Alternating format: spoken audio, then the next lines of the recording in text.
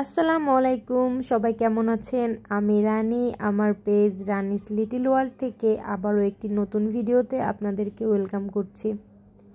আজকে আমি দেখাবো আমি কিভাবে সবজি খিচুড়ি রান্না করেছিলাম ইফতারির জন্য। সত্যি বলতে খিচুড়ি তো আমরা কম বেশি সবাই রান্না করতে পারি, যারা ছেলেরা তারাও পারে, কারণ এটা খুবই ইজি রান্না করা। কিন্তু ফেসবুক আমাকে বারবার বলছে যে আমি যেন 3 মিনিটের উপরে ভিডিও দিই। এখন আমাকে এই সব দেয়া ছাড়া আর কোনো উপায় নাই। তো যাই হোক, এই যে আমি ফার্স্টে পেঁয়াজ রসুন এবং কিছু মশলা ভেজে নিচ্ছি।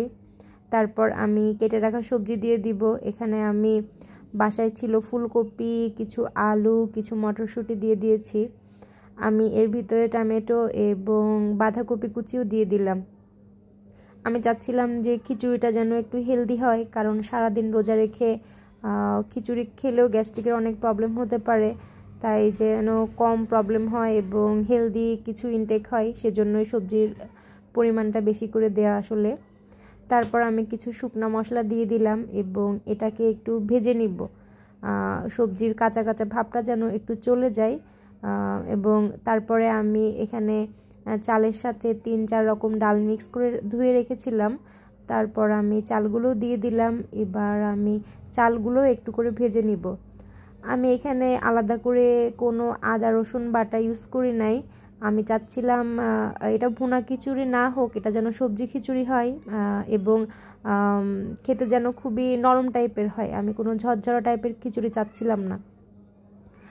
আমি এই সবজি খিচুড়িটা সার্ভ করেছিলাম চিকেন রান্নার সাথে, যেটার রেসিপি আমি আপনাদের সাথে শেয়ার করেছি অলরেডি।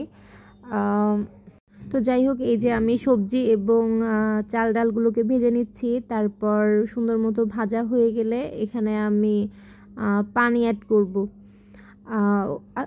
যে কোনো রান্নায় যদি গরম পানি অ্যাড করা যায় তাহলে কিন্তু টেস্ট অনেক ভালো আসে, যারা জানেন তারা তো জানেনই।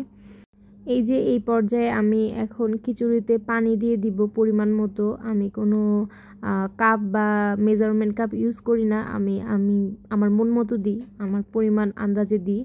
এই যে পানি দিয়ে দিয়েছি, এবার আমি সুন্দর করে নেড়ে দিব এবং ঢেকে দিব। আমি কিন্তু আরও একটা চুলায় মুরগিও রান্না করেছিলাম। এই যে আমি ঢেকে দিলাম। তারপর অনেক টাইম পরে আসছি, এসে দেখলাম যে না, পানি অনেকটাই কমে গিয়েছে এবং খিচুড়িটা 70% হয়ে আসছে। আমি আবারও নেড়ে দিলাম। তারপর আমি কিছু ক্লিপ নিলাম শেয়ার করার জন্য। সত্যি বলতে খিচুড়ি রান্না করা এটা তো শেখানোর কোনো কিছু না বা দেখানোর কিছু না, বাট যেহেতু আমাকে ফেসবুকের জন্যই শেয়ার করতে হচ্ছে, আমার ভিডিওটার লেন্থ 3 মিনিটের বেশি থাকতে হবে।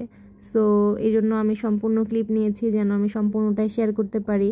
এবং আমি চাই যারা আমার ওয়েল উইশার আছেন, আপনারা আমার সম্পূর্ণ ভিডিওটা দেখবেন, লাইক দিবেন এবং একটা কমেন্ট করবেন, যেটা কিনা আমাকে উৎসাহিত তো করবেই, সাথে আমার পেজের জন্য অনেক বেশি ভালো হবে। এই যে এটা হলো আমার খিচুড়ির ফাইনাল লুক। খিচুড়িটা খেতে আলহামদুলিল্লাহ ভালো হয়েছিল। আপনাদের কার কাছে কেমন লেগেছে জানাতে পারেন। ধন্যবাদ।